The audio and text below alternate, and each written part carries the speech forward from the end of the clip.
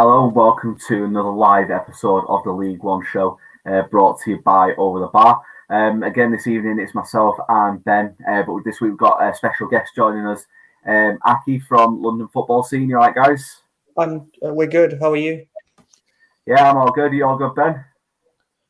Yeah, I'm okay, thank you. Some exciting games to talk about this week. So, of course, if you have anything in the comments to tell us, whether you attended the games or whether you have any thoughts, then let us know. We'll be delighted to read them out on the show. Yeah, definitely. As always, make sure you get your questions in as the show's going on. Any comments, we'll happily get those read out. If you are joining us on Twitter as well, make sure you head over to our YouTube channel and subscribe as always if you are enjoying the content. But we'll dive straight into it with Aki. So, as we mentioned earlier, that he is the writer for the London Football Scene. So, Aki, do you want to tell us a bit about London Football Scene, what you guys do, and just what you guys are all about? Yeah, so we're London Football Scene. We cover football throughout London, from non-league all the way to the top tier. We have individual editors who cover various clubs around London. So I cover Charlton. We have someone covering Millwall, QPR. We're going to have a Wimbledon editor coming in soon. We have a Brentford editor. And, our emphasis is while the football is important and what goes on in the clubs is important, we're about more than just the 90 minutes. There's so much going on in London football and what clubs do for their community, what the communities do for the clubs, issues within fan bases, on and off the field. So, for example, our most recent article was one about the homophobic chanting at the Millwall v Palace game.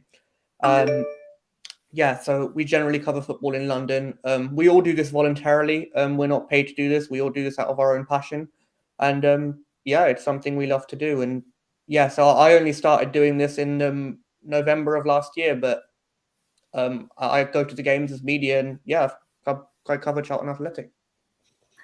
Yeah, so you are a Charlton fan as well, aren't you? So is it integral for you that obviously your love of the game and love of Charlton is like part and parcel writing for London Football Scene and obviously helps with your content and getting some Charlton stuff out there?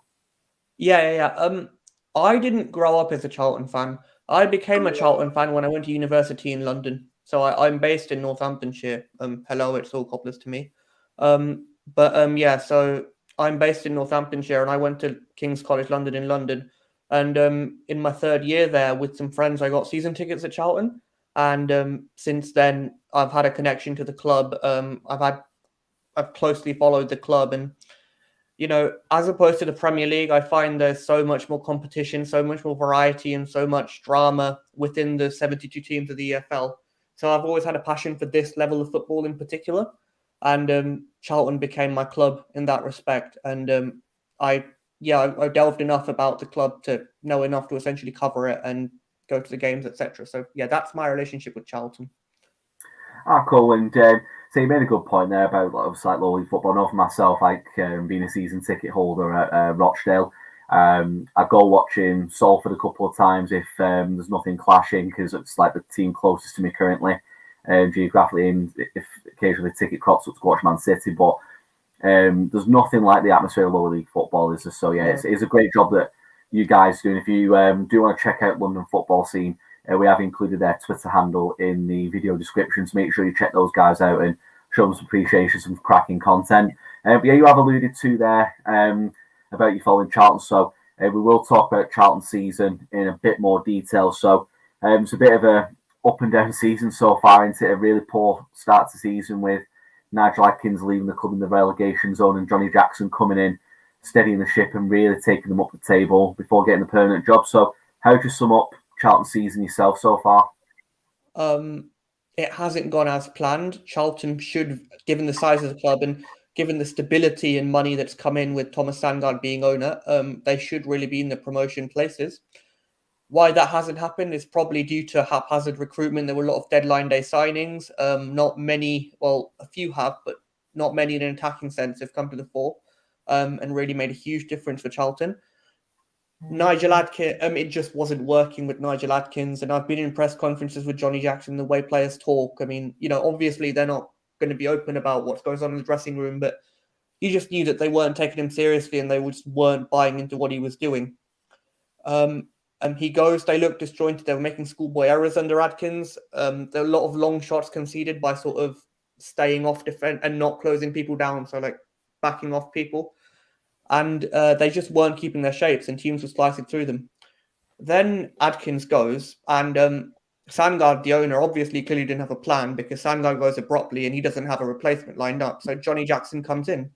And Johnny Jackson has always wanted to be a manager. That's always been his ambition. He's been public about this. And obviously Lee Bowyer was sacked last year, but they already had Adkins lined up. But this became Johnny Jackson's chance to sort of cement himself. What Adkins used to do a lot was chop and change. He didn't know his best team, and there were changes every week, and it kind of got on a lot of Charlton fans' nerves. But Jackson comes in, he knows the team better than anyone because he's the assistant, he's been taking training sessions, and immediately there's consistency in the lineup, there's a clear tactical approach, the players start keeping their shape and playing with much more energy, playing for the manager, and he has this essential 3-5-2 shape, and Charlton's intense. They're one of the most intense teams in the league. A bit like a League One Liverpool because they press from the front. Their midfielders and their forwards really make it difficult, and they're very good at pressing, hunting in packs, winning the midfield battle, and generally dominating territory in games, keeping you penned in. And opposition teams, when they come to the Valley, I've seen many teams who have no idea of how to find a way out because they're so good at that. And essentially, Charlton's main weakness, given the fact that they're very good at dominating games and inserting themselves, is in the final third. They have Stockley and Washington, who, when fit, do tend to find a way to score. But even then, their games are quite low scoring. They don't take all of the good chances that they create.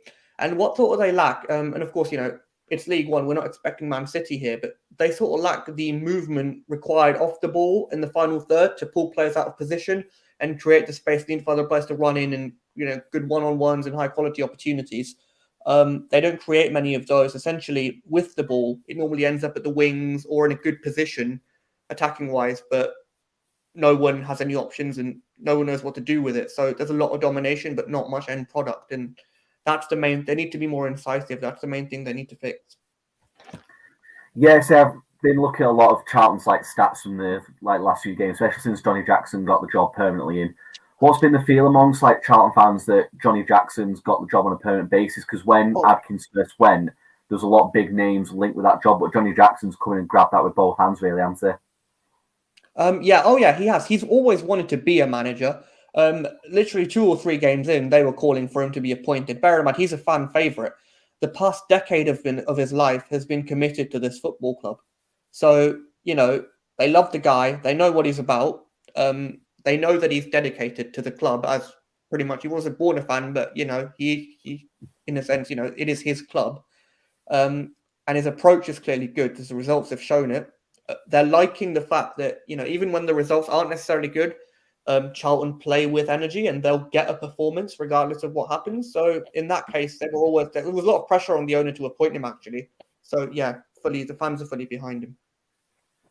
Yeah, you say you can't knock the owners for giving him the job on a full-time thing. It'd been absolutely ridiculous if he wasn't given the opportunity to take Charlton on for a longer spell. But at the time of the recording, Charlton are 14 points outside the top 6. Obviously, at the time of recording, they are currently playing Crewe, and it's 0-0 at this point. But realistically, what are Charlton fans expecting from the rest of the season, given the position they're currently in?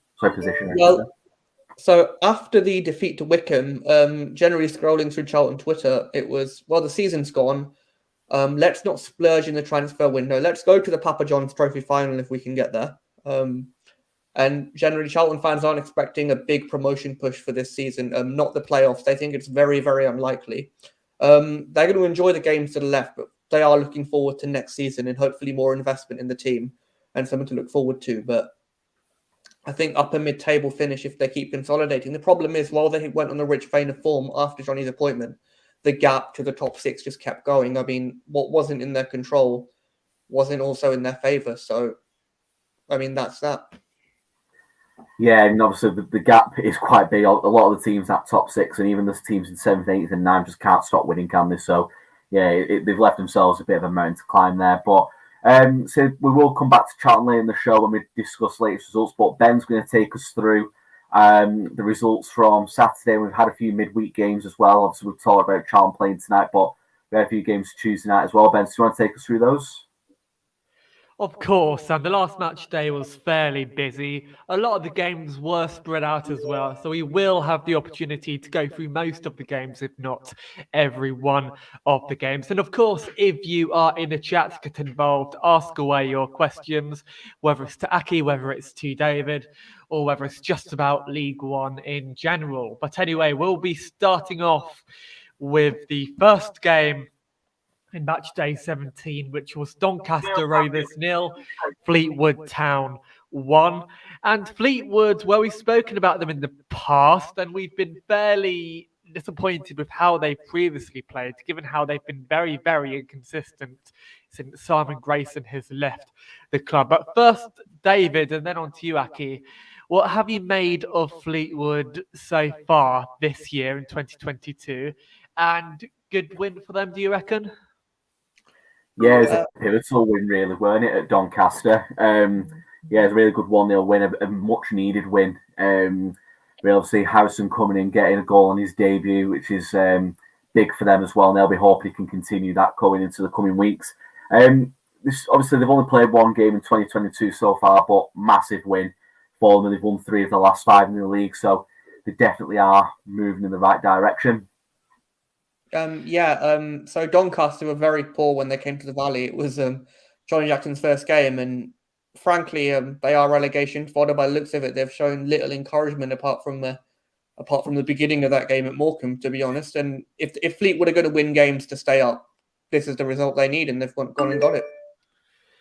So Doncaster, Aki, because last season they were doing really well under Darren Moore, but then things seemingly took a downward spiral once he left the club. So do you reckon that should they go to League Two, that they'll be able to bounce back up again?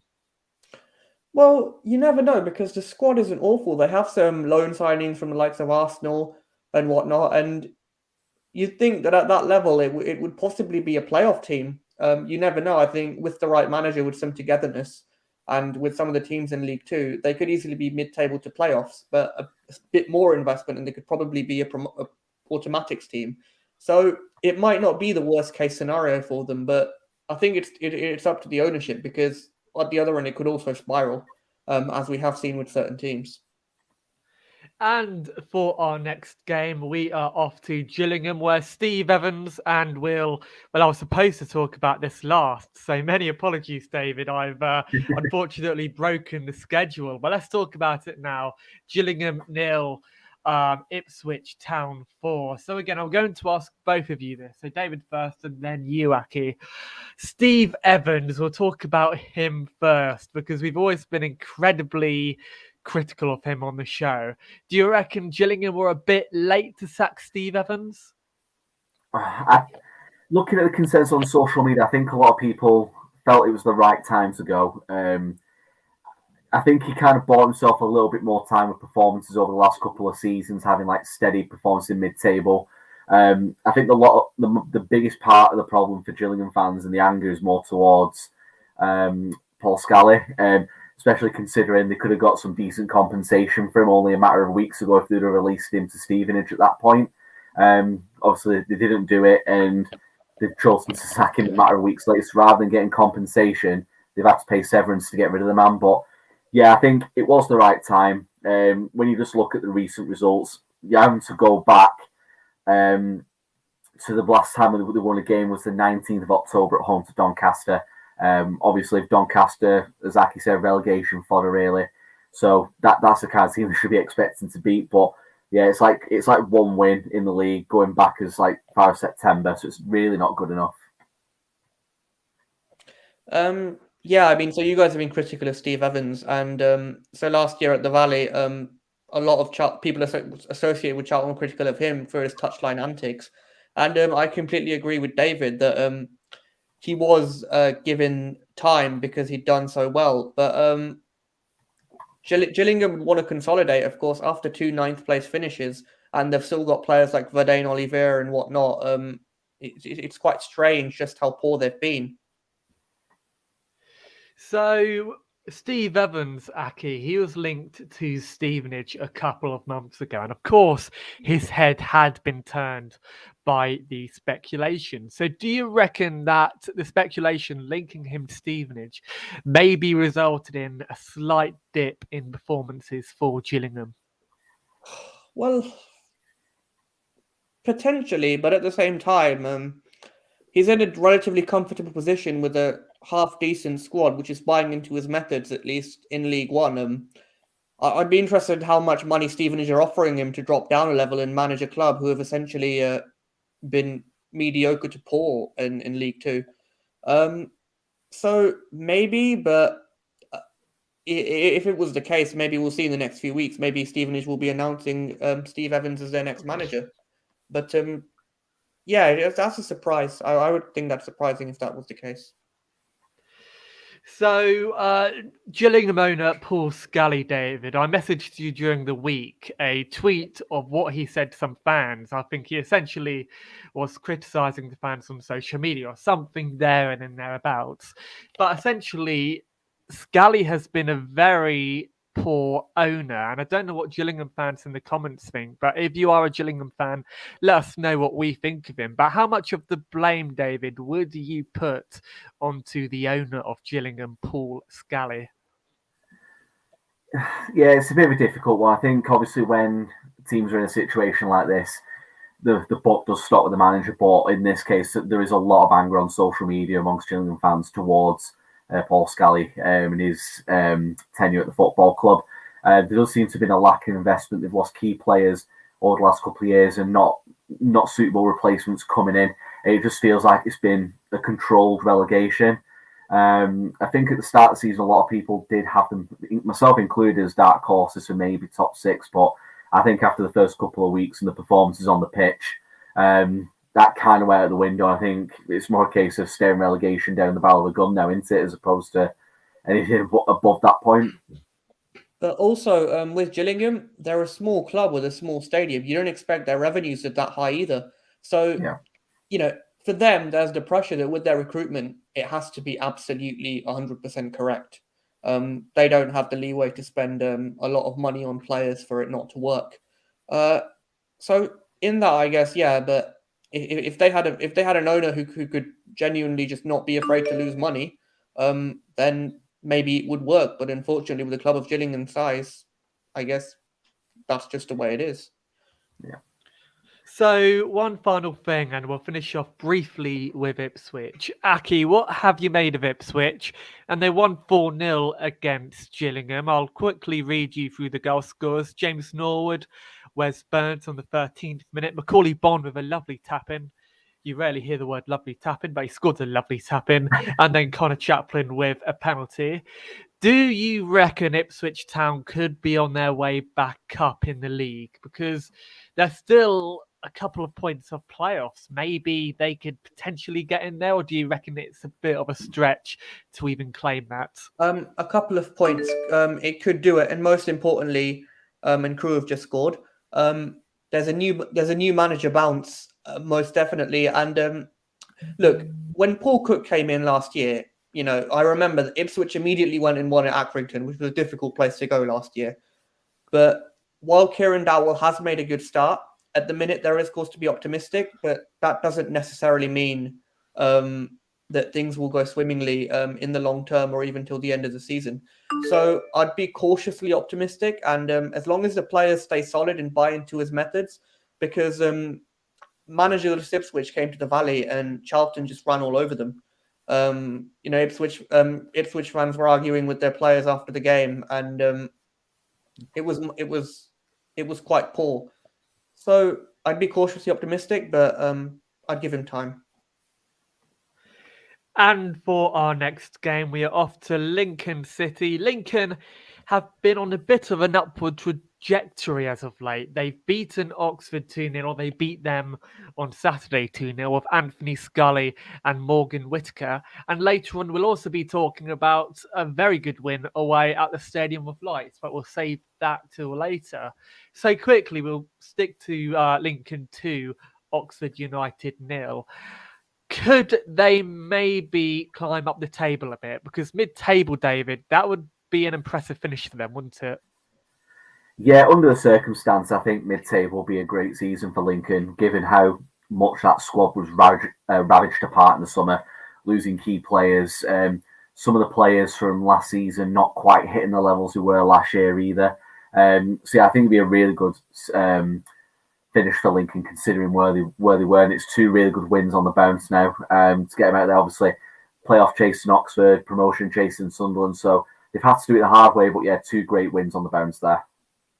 Yeah, and I think with a signing like Chris Maguire, a known goal scorer, and also the organisation and belief to sort of hold on to leads, I really do think that if they can beat these teams, then it will give them the confidence to be more consistent and win more of their home games too. So I think with that, yeah, they're further away than Charlton.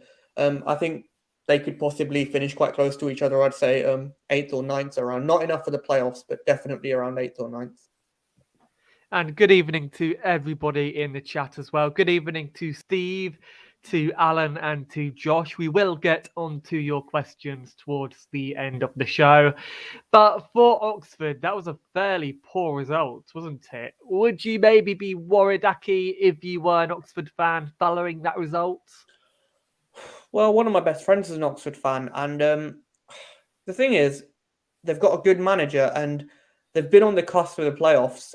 Last year, it was a miracle that they got in, and they have this brilliant chance, and they're blowing it. So it's not as much, the fact that it's not as much the fact that the team isn't playing at the level in the league that they, financially and in terms of their infrastructure, they should be at, but it's the fact that they really are spurning big opportunities to, win a miracle promotion. And yeah, as an Oxford fan, I wouldn't be worried as much as I would be frustrated, if you get what I mean.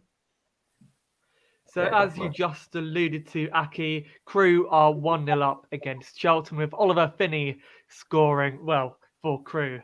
I think I messed it up, so apologies for that. But for our next game, we're going to move on to Cheltenham versus Burton. So a glamorous tie, as always.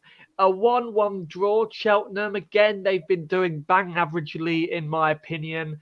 And Burton as well. Maybe they could arguably be doing better in the league, but that is up for debate. So, David, and then again, I'll move on to you, Aki. Burton Albion, do you reckon they could maybe be performing better than they currently are? Or do you reckon Jimmy Floyd Hasselback is getting all that he can out of this Albion team? I think given that incredible run they went on last season, I think people are kind of going into this season having massively overexceeded their expectations of Burton, expecting to be mounting a playoff push. But I think 12th for a club of Burton's size, infrastructure, budgets, things like that, I think 12th's a really good position for them. I'm pretty certain if you'd have asked a Burton fan at the start of the season, would they have taken 12th? I think most of them would have taken that. I think just given on budgets, playing squad alone, I think that is probably realistically where they should be looking to finish. I completely agree with David. They were quite poor against Charlton. So I was at the game at the Pirelli back in November. But for me, there are good players and there's a very solid, experienced defence there. But in terms of their midfield and largely going forward, there's very little that inspires me. And I don't see them as something extraordinary. But then again, as they've shown, they're clearly not poor enough to go down. They're a solid mid-table team, and I think League One is very much that level. So Cheltenham, they're still new to League One. Is it fair, David, to say that they've given a fairly good account for themselves in this campaign? Yeah, definitely. I think at the start of the season, I think the majority of people expected Bolton to be the best League Two side coming up in the division. Obviously, Cheltenham winning the league last year looked like a really good side, and they've continued that into this season. I think 13th place at this stage of the season, 30 points after 25 games. It's a fantastic return of points. Again, given budgets, playing staff, things like that, I think it's a really, really good return so far to life in League One for Cheltenham. It's a level they're not very familiar with. I know they've had a brief stint. You're going back quite a few years back into my much earlier years anyway. But yeah, it's a really good return to life in League One for them. For our carry on. Many apologies about that. Well, I just checked, and Cheltenham haven't won a game since the 23rd of November. So it's a worrying dip, especially when you consider like a 5-0 defeat to Cambridge. Of course, the work they've done earlier in the season, especially winning in a place like Charlton, really does help mitigate that and keeps them away from the relegation zone. But they really have to start getting some better results, especially at home, in order to arrest a slide. Because with teams chomping at them, especially Lincoln, also climbing up the table. They have to be looking behind their shoulders too, and the game's not up yet, I guess. So for our next game, Aki, apologies for interrupting. It's Accrington Stanley 1, the MK Dons 1. Colby Bishop scored for Accrington and Mohamed Issa on the 25th minute for the Dons, with Liam Coyle potentially spoiling the game for Accrington after getting a red card. So I'll start with you this time, Aki, and then on to David. Accrington, did they kind of dig a hole for themselves in that game? In a sense, yes. Accrington last season, were excellent. They were in and around the playoffs before their dip, and they really play with an energy and intensity, which is quite admirable. Especially when you have players like Colby Bishop, who who can score. If you put it on a plate for them, they will put it in. And but just if you don't mind me mentioning MK Dons, they're a team who I really like to look at, and Liam Manning is very much a manager who I think has a future at a higher level. Especially in the Championship. What I admire about them is they play winning football, but in respect to the other teams in division, they very much do it by keeping the ball on the ground and generally playing quite slick passing moves to create opportunities. And there's both quality in that team and a manager who is brave enough to play his own game and not afraid of the physicality of this league. So they're a team I really, really admire, and Liam Manning will probably get a job somewhere like Swansea or wherever. You never know. How about you, David? What are your thoughts on this MK Don side? Because we've been very impressed with the MK Don so far this season. Liam Manning was in our list of Manager of the Year, wasn't he? So MK Dons, okay, let's forget about the draw to Accrington.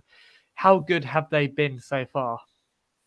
They've been fantastic, haven't they? I think I've mentioned many a time of the season. I think it would have been very easy to say after the late manager change that it could have all gone a bit skew with really for MK Dons, but they've really managed to stable the ship. And I don't think many people would have given them being fifth at this stage of the season at the halfway point, but they've done an incredible job to be at where they are. Obviously, they got the big win against rivals Wimbledon last night, which I'm sure we'll come back to. But they're doing really well so far, the Dons. Of course, and we're going to move on to our next game. Though, don't forget to send in your questions, because at the end of the show, we will go through them. So ask David questions, ask them to Aki, or talk about any of the league results, because we will read them through. Anyway, I'm just going through my notes right now. The next game we will be talking about, coincidentally, is the MK Dons 1, AFC Wimbledon 0.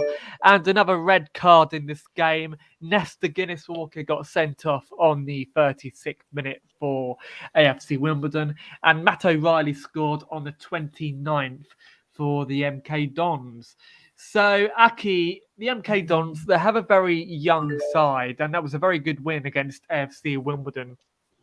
How proud would you be of how they performed in that game if you were an MK Dons fan? I'd be very proud because they kept fighting against a team who can be quite physical. Of course, AFC Wimbledon did make a silly error, especially with his sending off.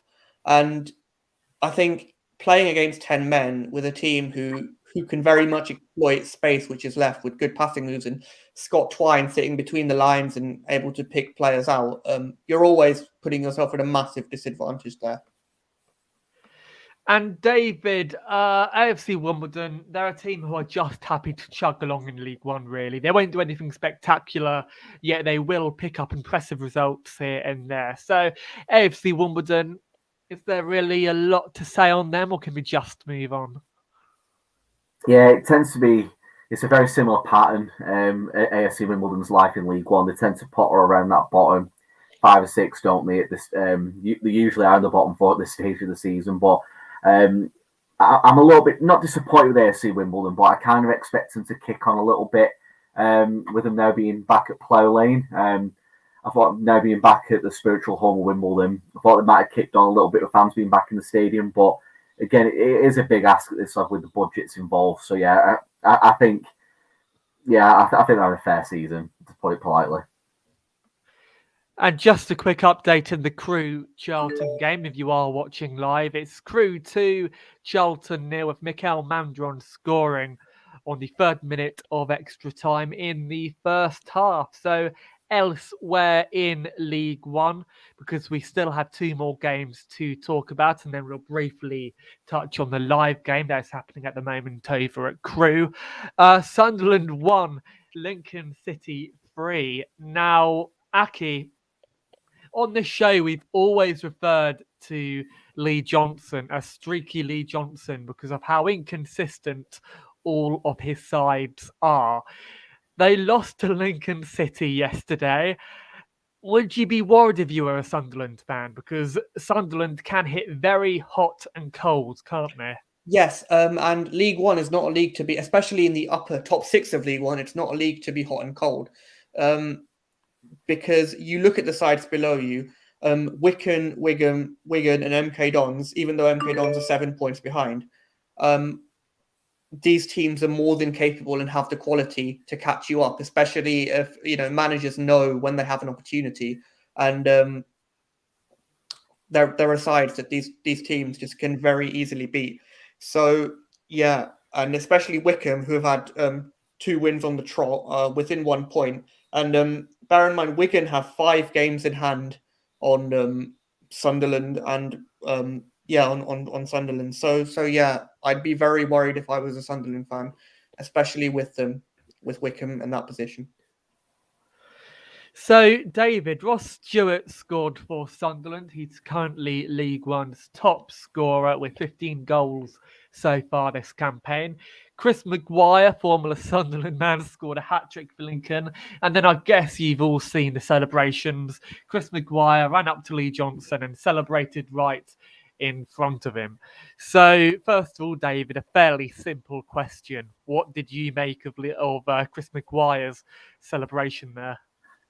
I've read comments from Chris Maguire since that game saying how obviously he had a lot of respect for the Sunderland fans. When you see the start of the celebration, he obviously very muted, but the closer he gets to Lee Johnson, you can see that anger and frustration coming out. And by all accounts, going on the account of Chris Maguire, Lee Johnson treated him quite poorly towards the end of his spell at Sunderland and disrespected him. And if that's how he feels, I can kind of get the celebration to a degree. And football, obviously, a very emotive game. And you can probably understand Maguire's reaction. Whether it's like the correct professional thing to do is up for debate. But yeah, it did make for some great entertainment watching the highlights, didn't it?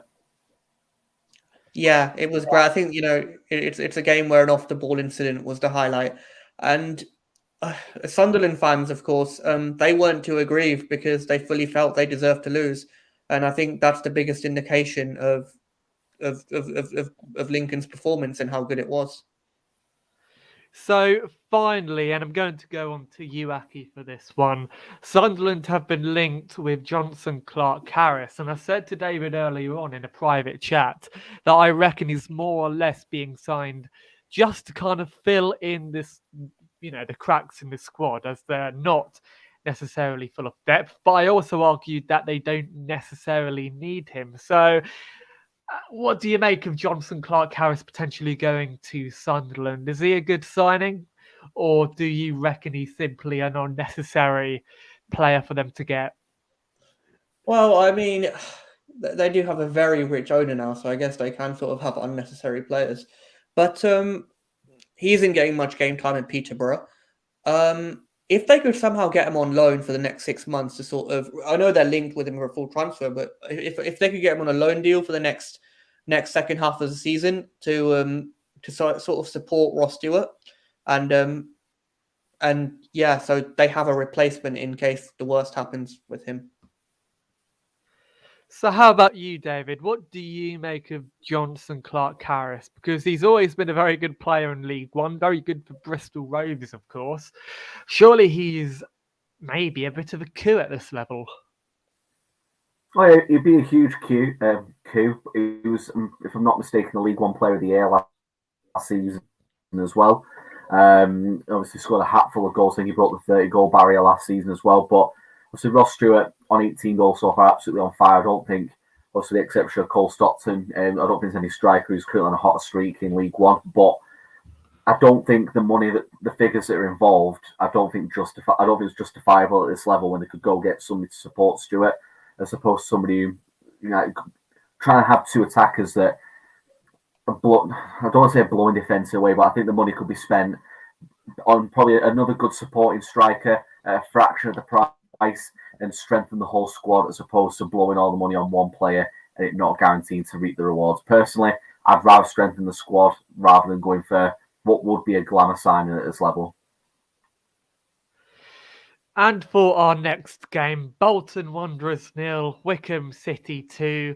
And it's a tale of two sides, really. Wycombe are third in League One at the moment, and Bolton, unfortunately, are languishing close to mid-table, close to the bottom of the table at the moment. They're actually 18th, so they're not doing too well at all. They haven't won in 5 games, actually. So, Aki, Ian Everett said at the very beginning of the season that this Bolton Wanderers side is the best team in League One. He has pie on his face, doesn't he? Because obviously they're struggling. They're not a bad team, but too much of what they did went through Dapo Afolayan, who offered a 3-dimensional game. He could run, he could pass, and he could finish. And also injuries haven't been in their favour, and they've often been liable to conceding too many goals. And the problem is, if you look at the game against Wycombe came to the Valley on the first, and they are notoriously good at time wasting, getting on your head. Going 1-0 down against them is fatal. And to that end, I really think, that cost them. And I think by shutting down Dapo, as they like to call him, Wycombe's job was made 10 times easier because their biggest threat was neutralized. So I don't think a one-dimensional team can be the best in any division. So in that case, Ian Everett probably was a bit too ahead of himself.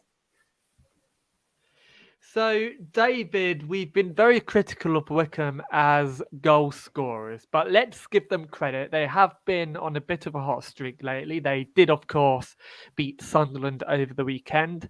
And again, they've beaten Bolton away from home. So, Wycombe, they're third in the table at the moment. Are they a team that we should really be paying more attention to? Yeah, so start of the season, I said they were top, absolute, not certs, but I'd be very shocked if they weren't in the top 6. Handled themselves quite well in the Championship last season. Very unfortunate to go down on the final day.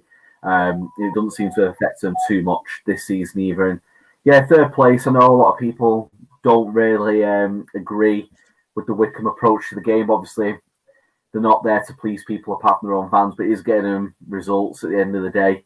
I don't think many Wycombe fans will really give two hoots if they're back in the Championship next year, how they play. So, yeah, they're going to rub up a lot of people the wrong way, but I'm pretty certain they won't care, and they are where they are at the end of the day.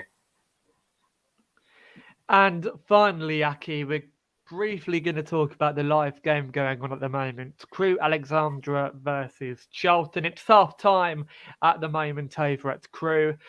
So you're 2-0 down at the moment to Crewe. Is this maybe just one of those games that every team gets during a season, or are you worried? Charlton have had chances from what I'm hearing on Twitter as I've been following along, and they've been failing to take them. And of course, when you fail to take your chances, well, the worst can happen and you leave yourself liable at the back. And I'm going to have to watch the highlights, of course, but I am quite surprised that a defence with Akinfamewo back and Jason Pearson, which has been quite good, has conceded to a team like Crewe, who really don't score many. So it is a very disappointing performance. There will be furore amongst the Charlton fan base. I fully expected them to win. So yeah, this is a big surprise. If you were Crewe, and I know we spoke about them earlier on in the show, But would you maybe begin to have belief that maybe they could survive? Because at the moment, as of talking, they are 4 points below AFC Wimbledon, who are 20th in the league. So would you maybe have a bit of belief that maybe you could survive? No, because personally, I don't think they win enough. They've only so far, looking at their results, they've beaten Doncaster, Lincoln, and Morecambe. These are teams generally in and around them, and Gillingham. But apart from that, they've largely been poor. And essentially, with Crew and the way in which they operate, essentially as like the youth they give a chance and their lack of spending, you're always leaving yourself liable because you're never going to be a contender in this league, if you get what I mean, with that approach. So, yeah, I don't think they have the quality to stay up personally, unless David Artell pulls a miracle out of the hat. So just real quickly before we do get onto the questions, I'm just going to quickly read out a few select results from the FA Cup. So, of course, there have been League One teams in the FA Cup. League One teams have made it quite far in the competition, to be honest. So, a few select results. Tottenham 3, Morecambe 1. Morecambe actually went ahead first in the game. Liverpool 4, Shrewsbury 1.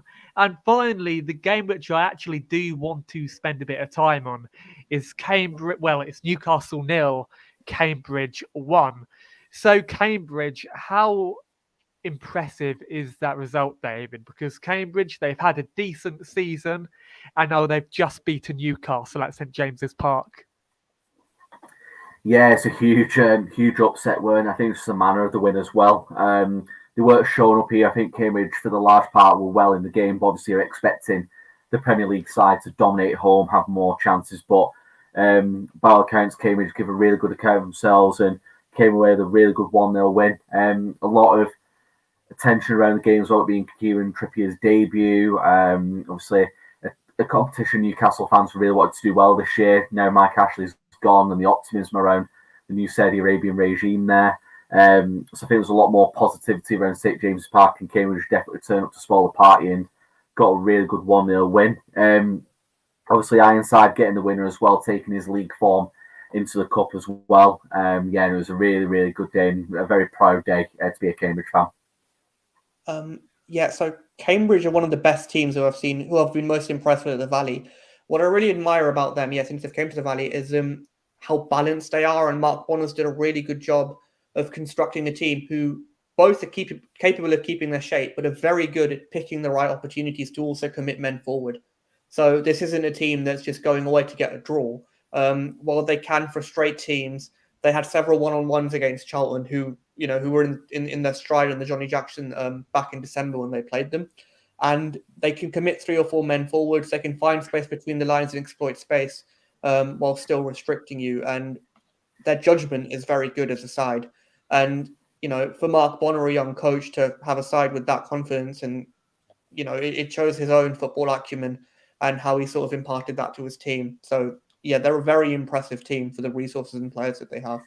Also, Mitov's performance has to get some mention. And finally, because we all know how bad I am at transitions, I'm going to make another really poor transition onto David for the question. So, David, questions. Yeah, so as always, guys, thank you very much for getting your questions in on Twitter and also on the live chat as well. We'll get all those answered now. We're going to start off with a question from Chris Saunders on Twitter. So we're going to talk about this earlier in the show.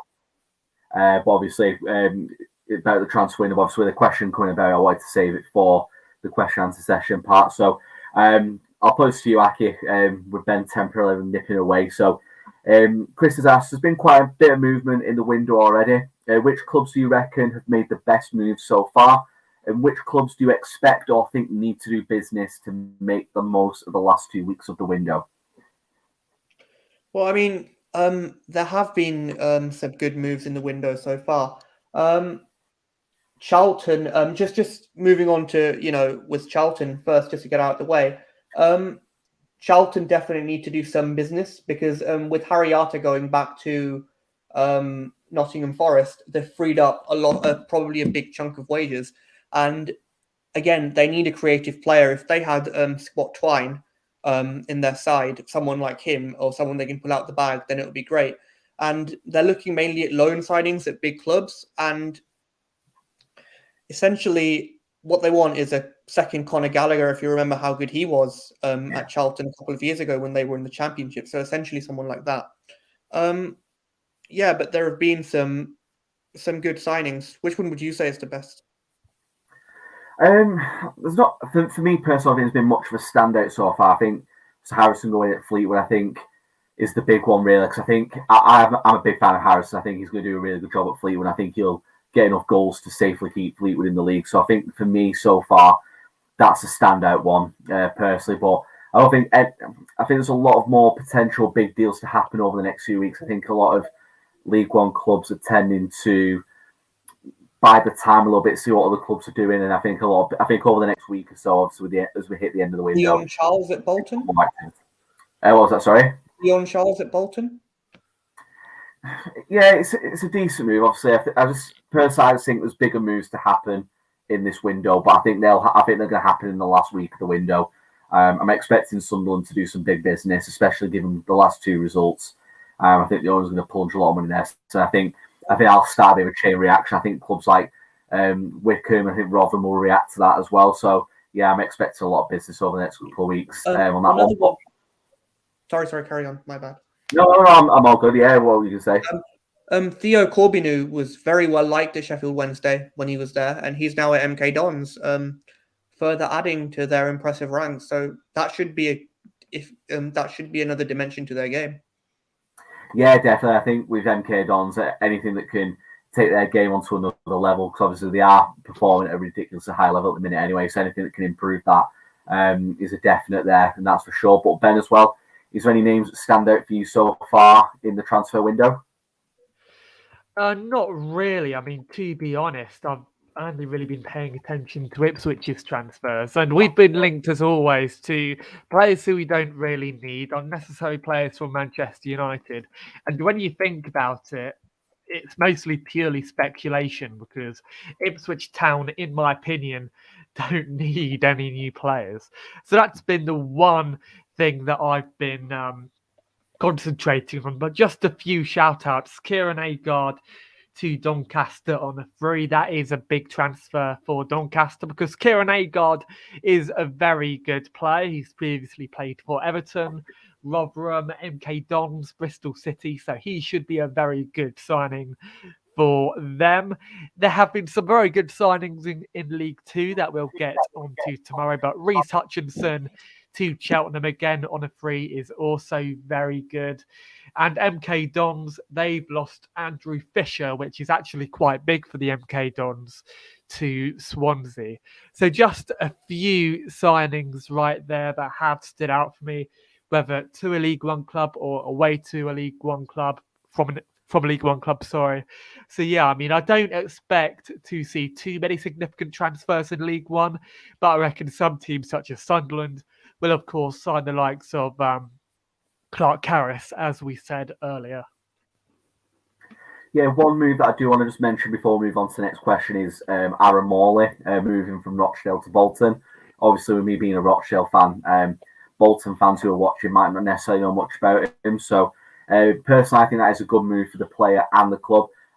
It's going to be a relatively low fee given that he was in the final 6 months of his contract. But also with Bolton being a more possession-based team, Aaron Morley will complement that style quite well. Has a really good eye for a good pass, and he has the odd screamer in his locker. So I think Bolton fans should be quite happy with that sign, because I think you've picked up a very good young player. He's got a lot of experience in League One and League Two already, and I think he's still like 21, 22. And you've got him on a 3.5 year deal on a relatively low fee. So I think that's really good business by Bolton. Next question in on the live chat is from Mark Baker. Just regarding Oxford, I'll come to you on this one, Ben, first. So what do you think of the proposed move by Oxford from the Kassam to a new ground 10 miles away on the other side of town? Kassam is in a poor state, but moving so far away seems so poor to me. So what do you think on that one, Ben? Now, first of all, I've always liked visiting the Kassam Stadium. It's not a stadium that you want to go to when the weather is poor. If it's chucking it down with rain, if it's really windy, then the Kassam Stadium is literally the last place you want to be standing. And in a way, that is what makes it so good. And it's a horrible place to go if you're the opposing team too, because the Kassam Stadium can literally be a fortress at times. But yeah, this is the first time I've heard of it, and in my opinion, it is poor because I never like seeing teams move away from the area. We saw Coventry do it. I don't think they had any option to do it, but we saw that when they moved out of the Rico Arena to Birmingham's Arena. But I don't think that was their decision. I reckon the council, or from what I've heard, the council forced through that move. But yeah, I think it's quite poor of them to be moving away. I don't know too much about this move, but all I have to say is that I do like the Kassam Stadium, and that it would be a real shame if they actually lost a ground that did have a lot of history to the club and to the fans as well. What do you think, Aki? I disagree with you. They don't like the fact they play in a three-sided stadium. They don't own the land that they play on. It's really poorly placed. So it's really far away from the train station. It's nowhere near the centre of Oxford, and Oxford is a city that has a lot to offer. The new stadium and the site that they're moving to is very close to Oxford Parkway Station. So if you're coming to London, you can just get off the train, cross the road, and be at the stadium. And having four sides as well, which we probably will do, will be a big plus. So I think, and Oxford owning their own land, so that will be a big plus point for them. And I think a lot of fans are optimistic about it. And I think this is why Oxford haven't consulted any of their fans or whatnot about this, because they know that this move will be hailed as a good one. Yeah, I'd agree with you on that, Aki. I've never been a fan of the Kassam Stadium. Obviously, the club is a bit of a laughing stock for only having three sides, and it's an easy target, especially at League One level. Having only a three-sided stadium is going to be an easy target for mockery from other fans. And obviously, if it is good, obviously I don't know much about the geography of the Oxford area, but if it's going to take them closer to better public transport links, that obviously has the potential to bring in more fans. So yeah, it seems like it will be a good move all round for Oxford on that one. Next question, we've already touched on him a little bit earlier on, Ross Stewart. I'll come to you first on this, Aki. So Ross Stewart has 18 goals in his last 7 games. Is there a more informed player right now? Well, I mean, probably Mo Salah, but if you've been watching AFCON, then probably not. I think Ross Stewart may be the best player in the world at the minute. 18 goals in 7 games. I mean, that's just about 3 goals a game. That's a hat-trick a game. I mean, what more could you want? That's fine form. And I think Sunderland with that midfield have the quality to provide for him. And he gets the opportunities to score. And most importantly, he takes them. So, no, I don't think there's anything better. I think he's taking Cole Stockton's mantle. Yeah, definitely. And I'll say Sunderland fans, we hope he can continue that going into the second half of the season. I won't come to you on that one, Ben. We've had a lot to say about Ross Stewart over the last few weeks and singing his praises. So I'm sure we'll be doing that over the next few weeks as well. Staying with yourself, Aki, it's a question for yourself regarding Charlton. I think we covered off a lot of this, obviously at the start of the show, but if there's anything else you wanted to add regarding this. So what's the mood been like? This is from Steve Timms, by the way.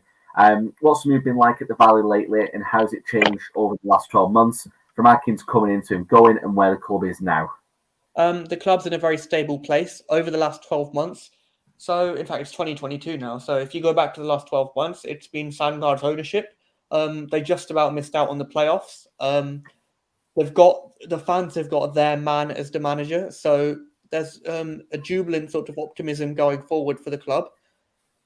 There's a bit of sort of regret that the start wasn't as good as they hoped, and that they're going to suffer for that and, not be in the playoff places. But overall, going forward, they have a security with the club and a commitment, which under the Duchâtelet and the fiasco of the ESI that they had previously, that they haven't had in years. So it's sort of relief and confidence going forward. I'd say that's the mood. But yeah, Charlton's in a good place everywhere but the pitch, I'd say. Yeah, and also Charlton fans, we're hoping that gets sorted out on the pitch sooner rather than later. Next question is from Alan Michaels. I'll come to you on this one first, Ben. Are Sunderland going to bottle it again this year? In my opinion, and again, we've spoken about this a lot on the show, but I reckon they probably will do. Now, the reason I say that is because at Bristol City, Lee Johnson was very inconsistent there. He bottled the playoffs, I think, once there, and generally he was a good manager there, very well liked by the fans, but ultimately he was very well known for bottling it during the final stages of the season.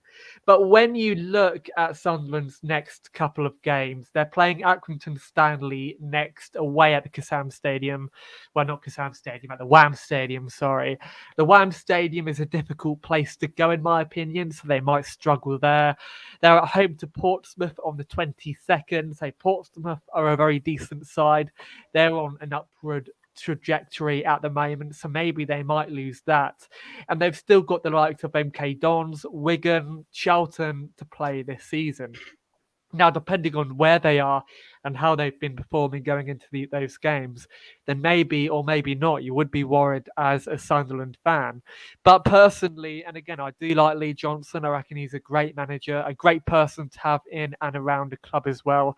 I just reckon he's too prone to being inconsistent when it really matters. And I reckon this bit of, or this dry patch at the moment could come back and haunt them because, like Lincoln City aren't really a team you should really be losing to, even if you do have a red card, because Sunderland did have a red card on the 56th minutes of that game. And up to that point, they were 1-1 in the game. But still, that's not really an excuse, especially considering you do have a player on loan from Bayern Munich. You're linked with some really good players too. There's no excuse, really. So just to sum up my blabbering, yeah, I reckon, and don't kill me, Sunderland fans, I do reckon you might bottle it. But that's certainly because I've seen Lee Johnson a lot in the Championship. And last season, he was, again, very inconsistent as well. Do you reckon that's fair to say, Aki? Yes, most definitely. I look at the teams behind them. I look at just how good Wigan have been. I think they've lost the joint least games in the league with Rotherham, and that's Wigan. But Wycombe are also, as I've mentioned, they don't need to score a ton of goals to win games. And while that's the case, and while they're solid, they can easily go on streaks and keep eking out results. And while this is possible, and especially while Wigan have games in hands, Sunderland could very easily dig themselves into a hole, which could be very difficult to climb out of. Yeah, I'd agree with that for the most part. I think, obviously, the concern for Sunderland fans should be how much damage Wigan are going to cause in those 5 games in hand. Obviously, with only being 5 points behind, all it takes for Wigan to win at least 2 of those, and they're already past Sunderland, and if they win 5 out of 5, which is unlikely, but given the quality of Wigan squad, it's not beyond the realm of possibility. So, yeah, I'll have to wait and see on that one. The next question is from Dan Green. It's in relation to TV fixtures selected for TV. So he said, TV fixtures for February have just been announced, and Sky, who own the rights to the entire EFL, are only showing 1 game from League One and no games from League Two. A disgrace, isn't it? So, what are your thoughts on that, Aki, given obviously Sky being the primary television partner of the EFL and only showing that very few games to that level? Look, Premier League fans like to chastise Sky about moving games to stupid times. Look, I think with iFollow becoming common on weekdays and the disruption that those changes can cause. So Charlton have a game at Portsmouth, which has been moved to a Monday night, which I would have liked to have gone to, but which I'm not going to be able to go to now. I think they should sort of celebrate the traditional experience that as fans of the EFL that we have, and the fact that Sky aren't interfering in our schedules, and we can have our routines and commitments as fans on match days, and that our games won't be, train tickets won't be invalidated, and we can actually get home from away days. So I guess there's a positive to that too. Yeah, just if I could just quickly have my thoughts on it. I think it's, sorry for interrupting, but I think it's quite bad to an extent, really, because Sky a couple of years ago, they had this service where they showed a lot of the games on the red button, and I think once they were showing all the championship games on the red button. So Sky obviously do have the resources to show a significant amount of games. Now, okay, I agree that it's good for League One and League Two not to necessarily have this coverage, as it does encourage a good away following, a good home following. But I would maybe like to see 2 or 3 games on Sky a month, maybe, just so we can watch maybe the teams at the other end of the country that we can't go to. So maybe in your case, David and Aki, Plymouth, for example. But yeah, I mean, the thing that I like about it, and again, I also agree that tradition is great because, like the lack of fixtures on TV has encouraged me to go and see teams that maybe I won't necessarily see all the time. Plymouth, they're fairly local to me as I moved down here a few years ago. They're a team who I like to see every now and again. I travel up to Ipswich. If all of these games were on the television, then who knows, maybe I'd save the money. But yeah, I mean, I see both sides of it, really. I think it's a bit unfair on Sky just to cover the Championship, but the Championship is, no offense to League One and Two, a very popular league. But yeah, I mean, there's so many discussions and debates to be had on this topic. I agree. Yeah, I know for me personally, I'd like to get to see more games in the neutral, but obviously you've got to put the fans first in that respect, and obviously making trips like, just if you take League Two, for example, like Exeter to Carlisle, say that was picked for a 12:30 kickoff on a Saturday or a Sunday. It just makes travel ridiculous. I know when Rochdale hosted Plymouth in the second round of the FA Cup, ITV moved that to a 12:30 kickoff on the Sunday afternoon, and Plymouth fans that I was speaking to at the game, I think some had to leave there at the homes at like 3 a.m. So yeah, it's not great, is it? But I know personally, I'd like to see more games in neutral, and some clubs wouldn't mind the extra revenue. Obviously, all bolsters the kitty's done it, but yeah, it's one of those. I agree. I can see both sides of the coin on that one. Both cases make very good arguments on that one.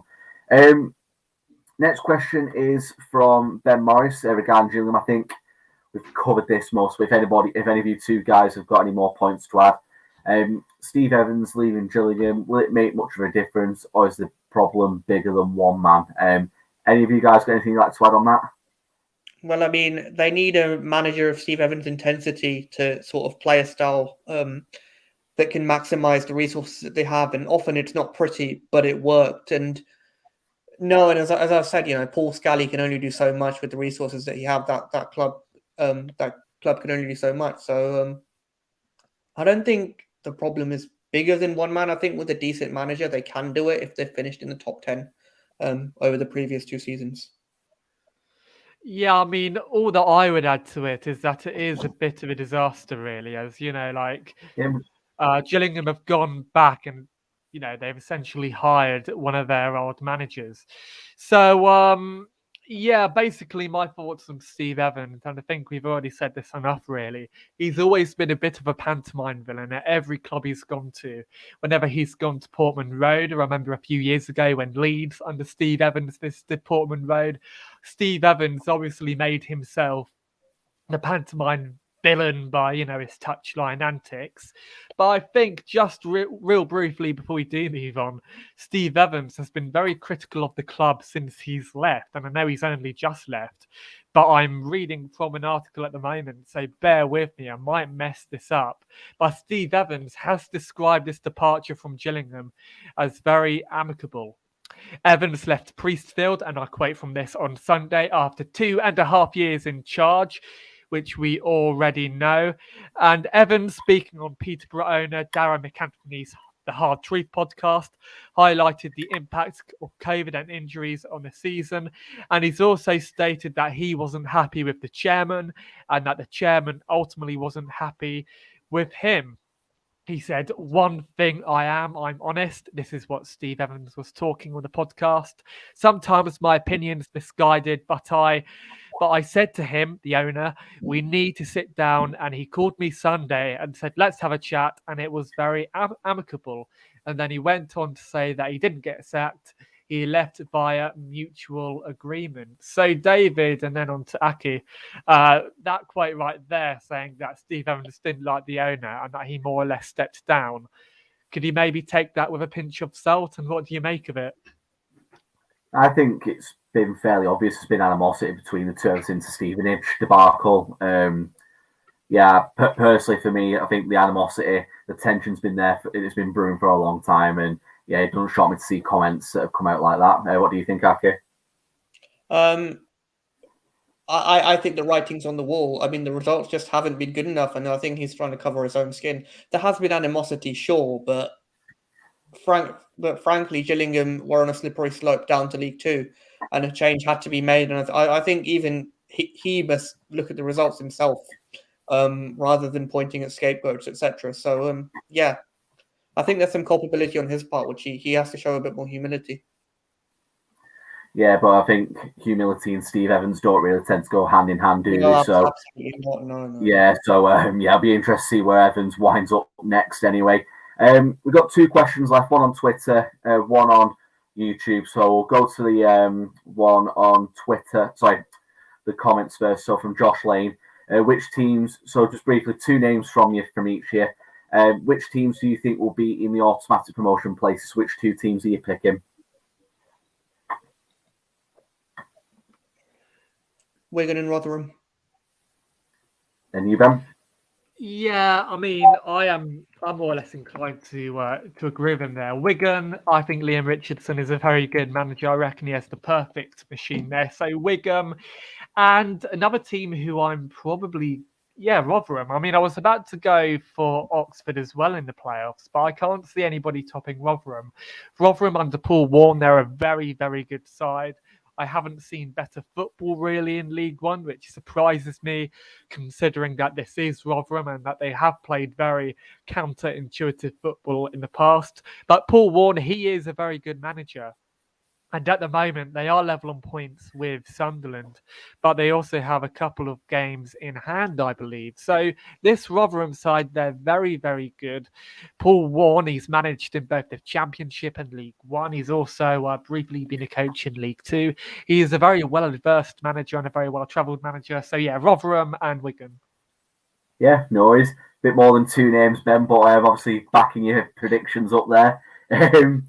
Also, I'm going to agree with Perry. I'm going with Rotherham and Wigan. I think they're the 2 standout sides. I think the only team that could potentially stop them is Sunderland, but they're going to need to put their ideas up and quick. And then the final question we've got is from Chris over on Twitter.